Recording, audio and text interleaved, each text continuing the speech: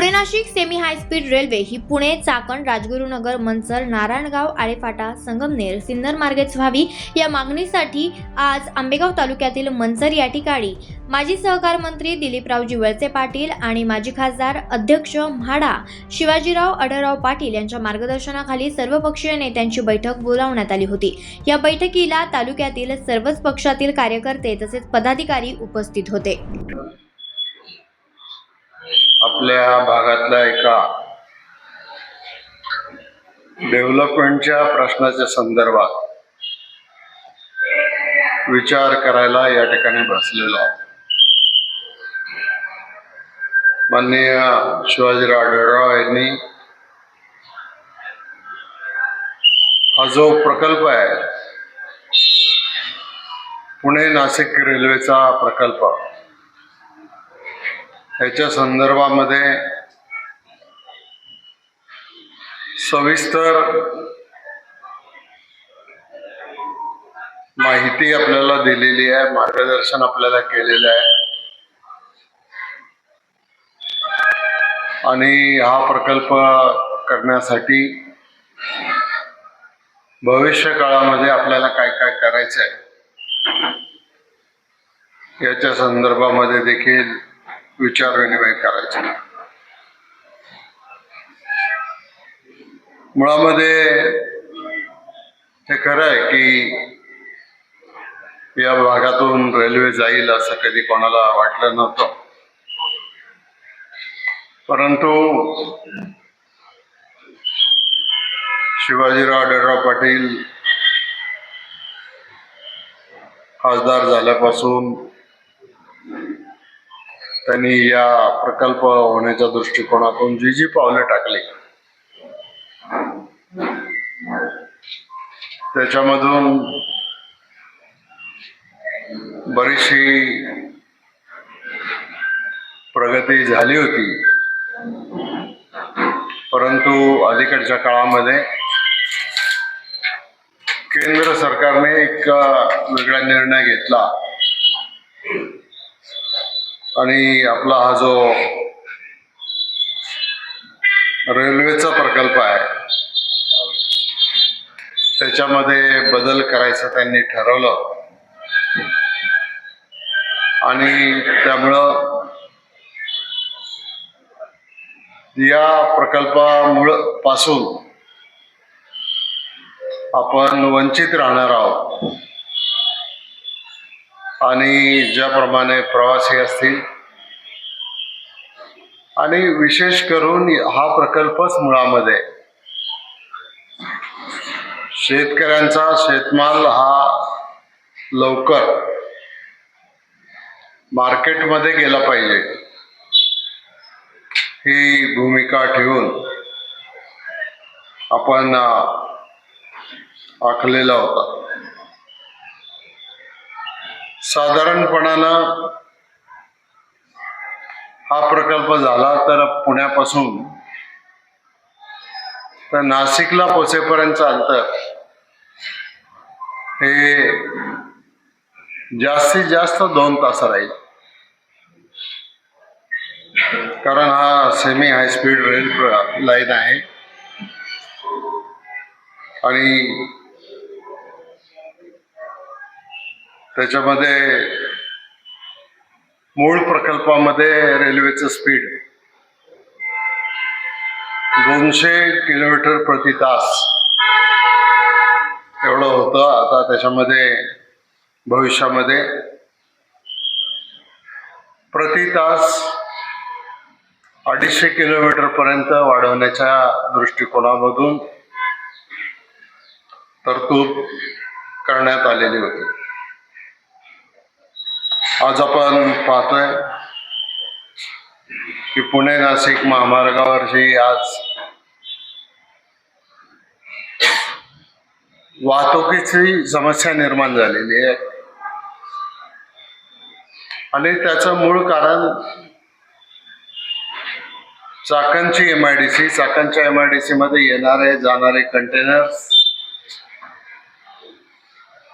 मुंबईच्या बाजूने शिक्रापूरकडे जाणारे कंटेनर्स हे कारण होतं आणि त्याच्यामुळं आज प्रवाशांना देखील मोठ्या प्रमाणामध्ये वाहतुकीमध्ये अडथळे निर्माण होत आहेत आणि मनस्ताप सुद्धा त्या ठिकाणी होत आहे. या प्रकल्पामध्ये 24 स्थानकं होती, म्हणजे थांबे, आणि 13 क्रॉसिंग स्टेशन होती, 11 फ्लॅग स्टेशन होती. आणि सुरुवातीला जसं शिवाजीरावांनी सांगितलं की या प्रकल्पाचा खर्च वाढत 16,000 कोटी रुपयाच्या आसपास तो त्या ठिकाणी जाऊन पोहोचला. आता आपल्या भागामध्ये एखादा प्रकल्प होतोय म्हटल्याच्या नंतर ज्या वेळेला आर्थिकदृष्ट्या हा प्रकल्प सुसाध्य होत नाही, त्यावेळेला रेल्वे मंत्रालयाने भूमिका घेतली की आता इथून पुढं आम्ही आमच्या खर्चाने सगळे रेल्वे प्रकल्प करणार नाही, तर 50% वाटा हा रेल्वे मंत्रालय घालेल आणि 50%चा वाटा हा राज्य सरकारांनी घातला पाहिजे.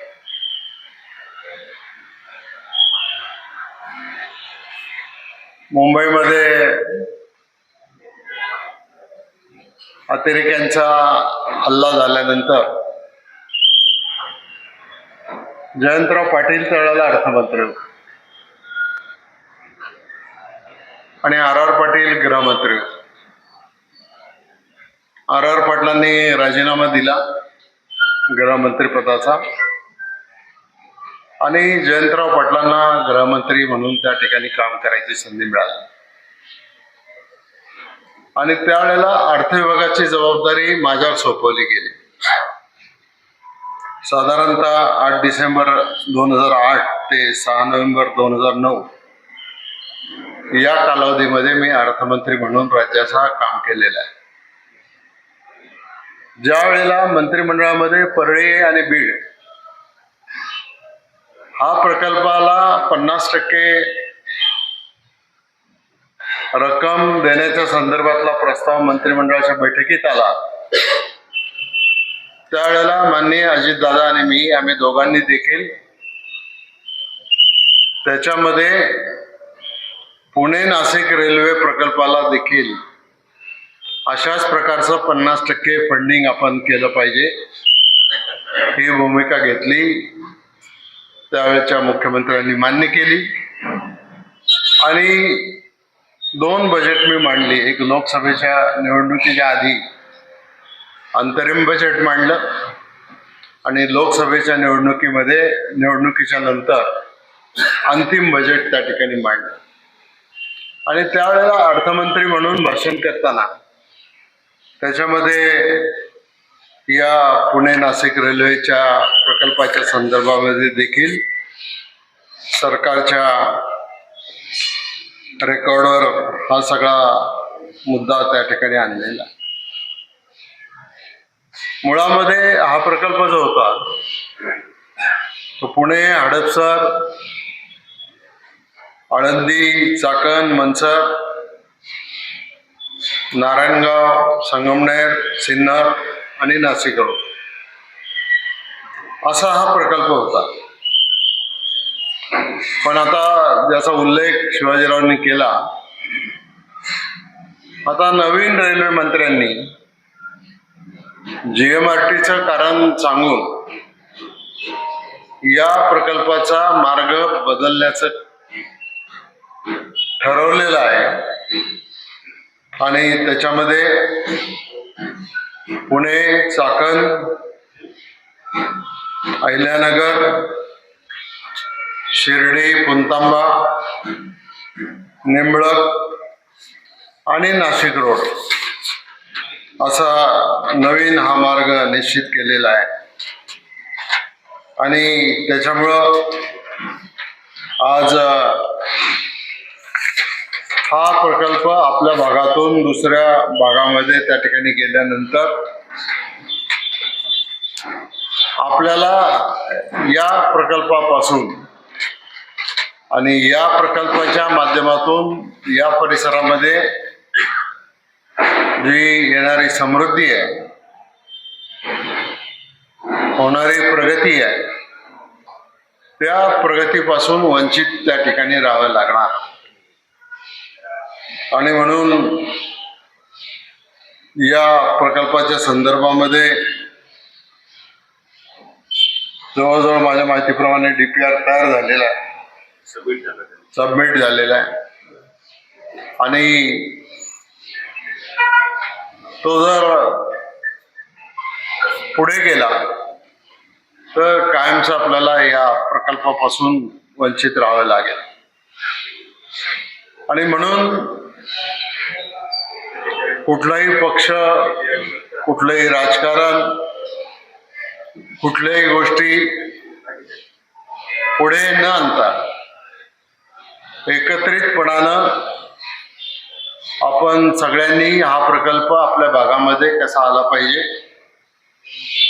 मूळ प्रकल्पाचा जो DPR होता किंवा आराखडा होता त्याच्याप्रमाणेच हा प्रकल्प झाला पाहिजे, जेणेकरून प्रवाशांची पण वाहतूक होईल, 2 तासात पुण्यावरून नाशिकलाही पोहोचता येईल आणि शेतीचा सुद्धा माल हा जलद गतीनं मार्केटपर्यंत कसा पोहोचेल ही गोष्ट त्याच्या आपल्या सगळ्यांच्या दृष्टीने महत्वाची आहे.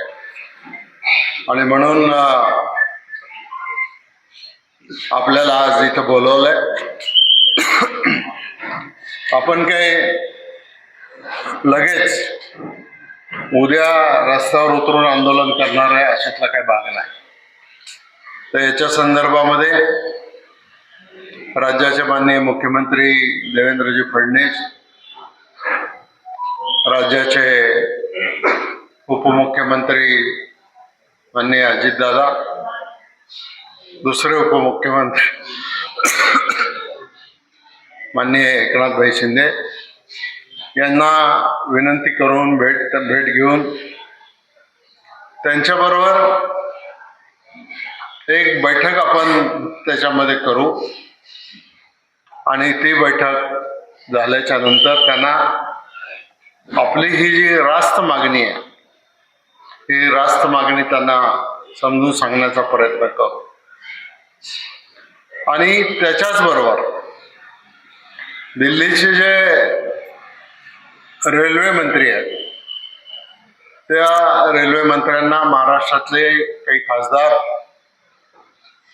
प्रभावी खासदार त्यांना घेऊन माननीय केंद्रीय रेल्वे मंत्री, माननीय पंतप्रधान यांना भेटून आपली ही भूमिका त्यांच्या समोर मांडायचं काम आपण आगामी काळामध्ये सगळेजण मिळून करूया. आणि हे सगळं केल्यानंतर जर आपल्याला त्याच्यामध्ये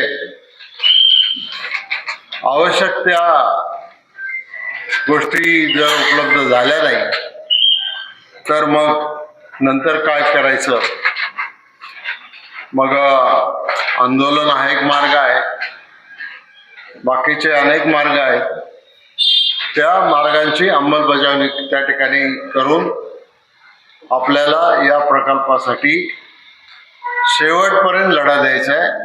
कारण हा काही फक्त कोणाच्या प्रतिष्ठेसाठी नाही, तर या भागातून जाणारे पॅसेंजर, आज आपण पाहतो पुण्यापासून जर नाशिकला जायचं असेल तर किती तास आपल्याला लागतात.